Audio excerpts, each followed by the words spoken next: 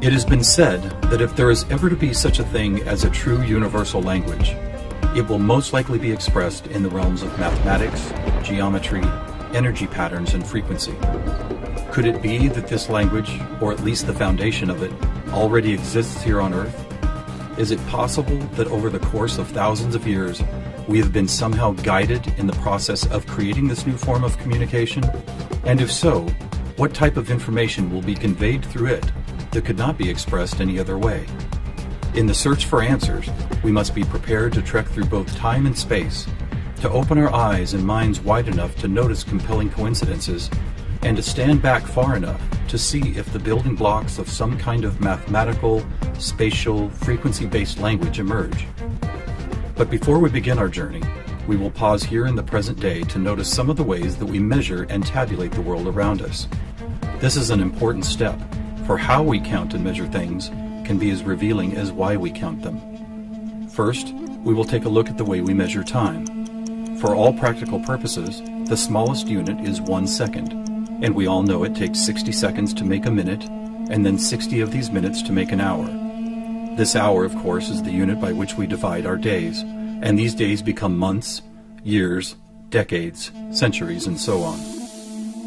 Speaking of 60, let's take a moment to notice that all geometry, whether it is 2 or 3 dimensional, is also derived from base 60 mathematics that provide the foundation for a 360-degree circle, which in turn provides us with all the angles and formulas for creating virtually every shape known to humankind.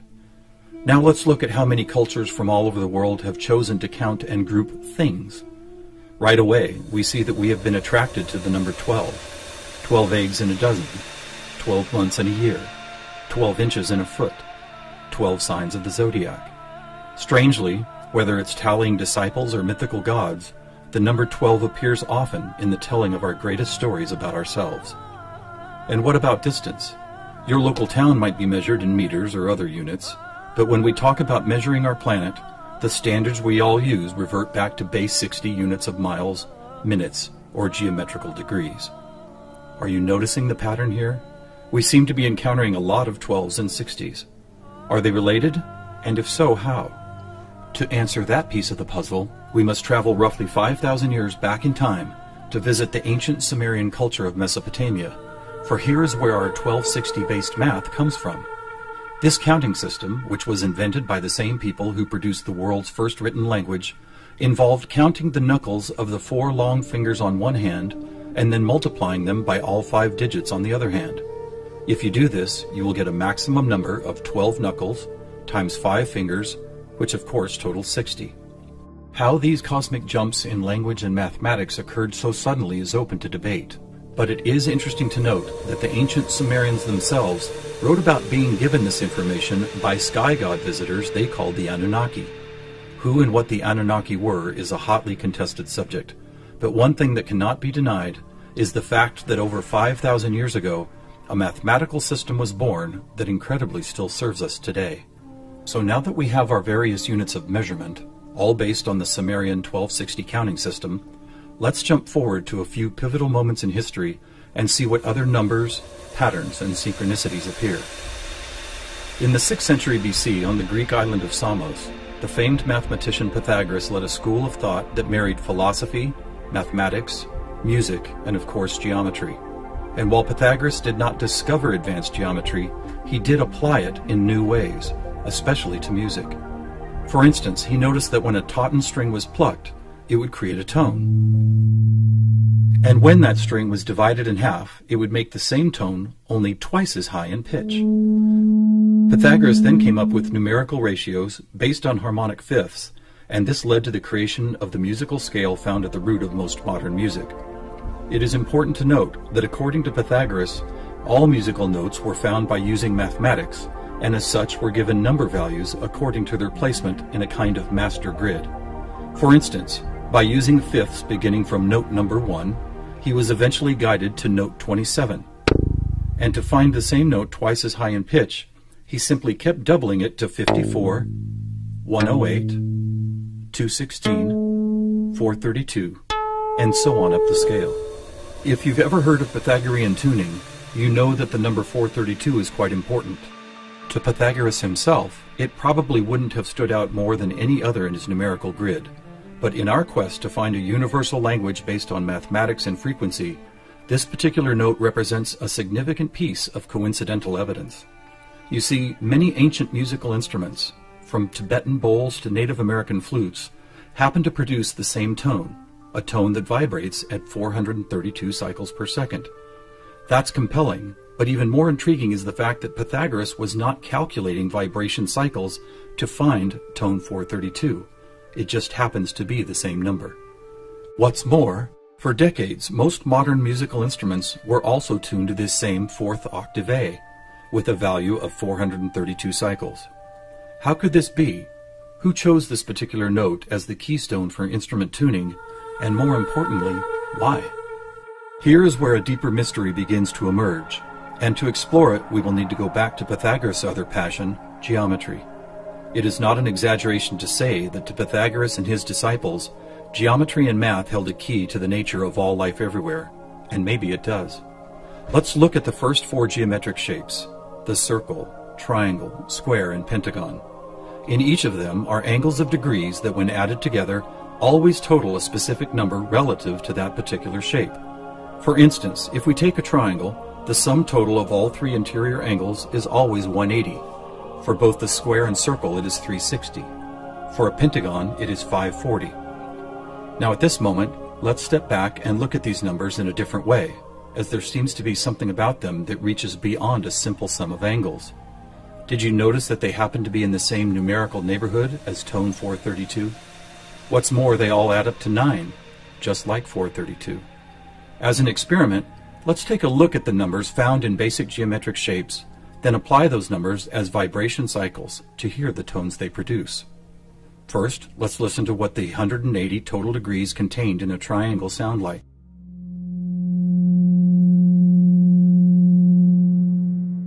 And here's a squares and circles 360 in cycles per second. A perfect octave up from the triangle. What about the pentagon at 540? That sounds like a harmonic fifth of the other two. That's interesting. What are these tones? They are F sharp and its perfect harmonic fifth of C sharp. Let's keep going. What does a hexagon 720 sound like? Another F sharp. Here's a seven-sided septagon, which totals 900. This is an A sharp, which happens to be the note required to complete an F sharp major chord in perfect three-part harmony.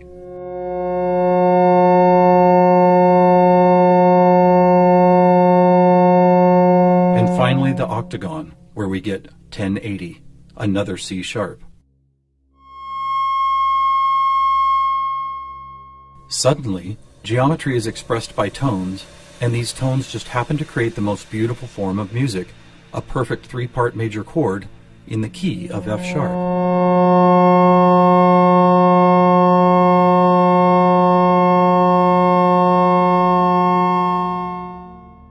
Is this something we've been missing for years? Is it important? To the famous philosopher and mathematician Plato, the answer would have been a resounding yes, for it is Plato who advanced the study of two-dimensional geometry into three-dimensional geometry, and who began to recognize that nature, whether expressed as a tone, the petal design of a flower, or the spiraling design of a seashell, seemed to follow a 3D mathematical pattern. In fact, it became an obsession of Plato to try and find the simplest three-dimensional geometric shapes, and his quest ultimately revealed what we now call the Platonic solids. In essence, these forms represent the most elemental construction blocks found both in human-made and natural forms. So let's see if and how they fit into our geometry tone grid. First, there is the tetrahedron, or a three-sided pyramid comprised of four interlocking triangles. As we did before, let's add up all the angles found in those four triangles. The answer, 720, which we have already seen is the tone F sharp.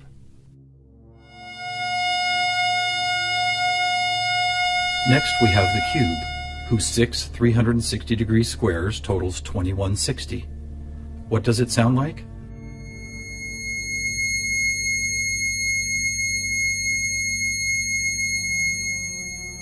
2160 is a high C sharp, and as you will see later, a very interesting number for other reasons as well. Next up is the octahedron. Constructed of 8 triangles, this shape totals 1440, which is another perfect F sharp higher up the scale. The icosahedron is made up of 20 triangles, so the total number of degrees is 3600.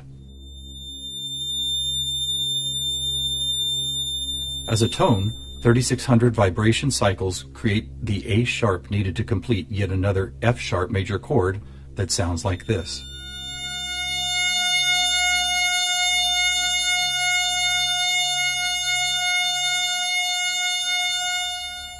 At this point, we have seen how 2- and 3-dimensional geometry can be expressed by the notes found in an F sharp major chord.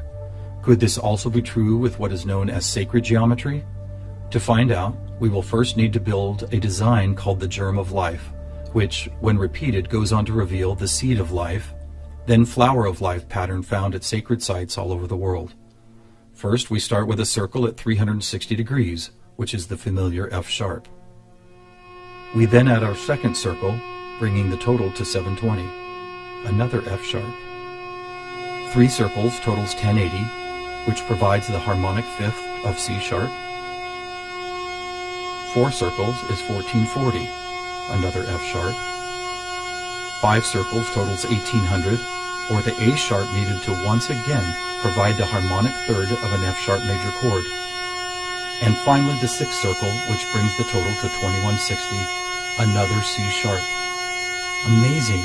It's as if we can now both see and hear the flower of life pattern that has intrigued humankind for thousands of years. So now we have 2-dimensional geometry, 3-dimensional geometry, and even sacred geometry being represented by different variations of an F sharp major chord. How is this not common knowledge? How have we missed this connection? There are actually 3 explanations. 1, for reasons ranging from the mundane to the conspiratorial, musical instruments are no longer tuned to an A vibrating at 432 cycles per second, but rather 440. 2, modern tuning calls for equal temperament, which no longer adheres to Pythagoras' whole number simplicity. And 3, the tuning method required to reveal geometric shapes is based on a mathematical grid rather than mathematical ratios. This grid, if it had a name, would probably be called something like factor 9, because the number 9 is found not only in the sum of every note on the grid, but also as the number required to move up or down the scale. For instance, if we started at note A at 216 cycles, all we would have to do is add or subtract the number 9 to reveal all the other tones in that octave. And it is here, on this incredible factor 9 grid, that we find not just some of our geometric numbers, but all of them. Conversely, modern A440 tuning reveals not one correlation to geometric numbers. Now let's go back for a moment and take a look at one of these numbers, 2160. The number expressed by both the cube and the germ of life pattern. You may have already noticed that without the 0, it is exactly half of our magic 432. That's worth noting, but what is even more intriguing is the way this number keeps showing up in other large-scale measurements. To discover one of these measurements, we will need to jump forward from Plato's time to when the Mayan civilization was flourishing. Roughly 1500 years ago, Mayan stargazers were the most accomplished astronomers the world had ever known. Their concept of cyclical time led to many incredible discoveries. The accurate length of a year, the exact dates of seasonal changes, even the moments when solar and lunar eclipses would occur. But their most amazing discovery was of something known as the precession of the equinox, which makes note of a very slow wobble of Earth's axis. Somehow aware of the fact that this wobble takes 25,920 years to complete, the Mayans called this cycle one great year, with each of its 12 great months requiring 2160 Earth years to complete. And what about this? Did you know that the diameter of our moon, when measured in miles, also happens to total? You guessed it, 2160. Lastly, watch what happens when we apply simple division to this highly synchronous number. 2160 divided by 2 is 1080, the angle sum of the octagon. By 3, 720, the total of the hexagon. By 4, 540, the pentagon. By 5, Are you ready? It's the ketone of 432. And by 6, 360, the number of both the square and circle. All F sharps and C sharps with our 432A thrown into the mix as if it were some kind of clue to solving a cosmic riddle. Maybe we should look at this number even more closely. As we've stated, our closest celestial neighbor, the Moon, is 2160 miles across, and 216 is exactly half of 432. What about the other large object in our sky? Were you aware that our Sun is 864,000 miles across? Incredibly, where the Moon's base number sequence is half of 432, the Sun's number sequence is exactly twice 432. And do you know how many seconds there are in a day? 86,400, or 43,200 for the 12 hours of day, and 43,200 for the 12 hours of night. Or try this. Take the 360 degrees found in the circular shape of our Sun and Moon, and then multiply it by the 12 hours of either day or night. The answer, 4320. Or how about this?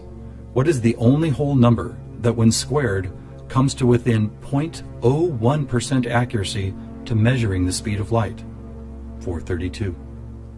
What is going on here? We have all these different things: Earth cycles, time and celestial measurements, geometry, sonic frequency, yet they are all represented by the same numbers over and over again.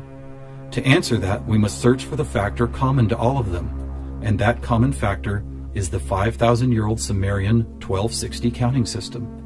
It is what gave us the inches to a foot, the seconds to a minute, and the 360 degrees in geometry. It's almost as if the sky god visitors, who the Sumerians called the Anunnaki, provided humanity with a counting system that would lead to the discovery of these synchronicities. Could it be that the number 432 really is some kind of cosmic key that unlocks a language of higher understanding? And if so, have these sky visitors ever been back to make sure we don't miss the importance of the 432 matrix? One possible answer can be found in the story of a man named George Van Tassel, a respected aeronautical engineer who believed he was contacted by extraterrestrial beings in the early 1950s. During this encounter, Van Tassel said he was provided with a mathematical formula that could be used for everything from time travel to sound frequency healing, and which he used to build the world-famous Integratron near Joshua Tree, California. What is this formula? It is F equals 1 over T, or frequency equals one particular something divided by the number of time. Well, what if that one something was the biggest one on our planet, the one great year of 25,920 discovered by the Mayans? And what if the number for time was the most logical choice of 60? Suddenly, this mysterious equation is expressed as frequency equals 25,920 divided by 60. Are you ready for the answer? It's 432. Not only the frequency that instruments all of the world have been tuned to for thousands of years, but also the number that reveals the synchronistic nature of life on this planet. Noticing all these coincidences revealed by the 432 matrix and the Sumerian counting system, we must wonder if other ancient cultures were aware of them as well. Just scratching the surface, it would seem that they were. For example, let's take the Sumerian 12 and square it for a total of 144. Right off, we see that it is indeed a number and tone contained within our factor 9 grid. Expanding outward, we find 1440, then 144,000, which is a number that appears all over the world in the most compelling of ways. Take, for instance, the Great Pyramid of Giza. It happens to have been covered with 144,000 smooth white casing stones. To ancient Mayans, 144,000 days was the length of their 394-year back tune, a time cycle which has just begun again. In the Bible, we read that there will be 144,000 chosen ones redeemed from the earth prior to the apocalypse. Obviously, number sequences like these have been significant to many different cultures and religious sects, and to one enigmatic group in particular, the Freemasons. Were the earliest Masons, the supposed keepers of sacred information, also aware of the factor 9 grid, the 432 key, and the number 144,000? Their infatuation with the numbers 3 and 13 might be telling. For instance, if you divide 144,000 by 432, the answer is 333.3 into infinity. Or take a look at the back of a dollar bill. That famous unfinished pyramid could be revealing some interesting clues. For instance, there are 13 steps climbing the pyramid, and 13 times 33.3 is 432.9. Even the shape of the flat-topped pyramid appears to be made as if someone had drawn 4 dots in a line, then 3 above it, then 2 above that, and then connected those dots to reveal this iconic shape. And of course, let's not forget that the square root of our all-important factor 9 grid is 3 threes. Who else knew about 432? The answer is surprising. In India, large cycles of time are called Kali Yugas, and each one is 432,000 years long. In fact, the number 432 appears so often in sacred structures and myths, from Stonehenge to the pyramids, that author Joseph Campbell could not help but see it as the most important mythological number in history. So what do we have here? What is it that's trying to be expressed by all of these coincidences? One answer is that over the course of history, we have been somehow guided toward both the subconscious creation and eventual conscious recognition of a grand pattern based on frequency, mathematics, time, space, and geometry. Quite possibly, these synchronistic numbers, shapes, and tones represent the building blocks of a language that we do not yet fully understand, but could turn out to be the most important language we will ever learn. How will we use it? Who will we be conversing with? Time will tell. Thousands of years ago, from locations all over the globe, various prophets, shamans, and seers described an era when humanity would make some kind of cosmic leap into a next level of consciousness. Here, at the dawning of the age of Aquarius and the start of a new Mayan Baktun cycle, maybe it's happening.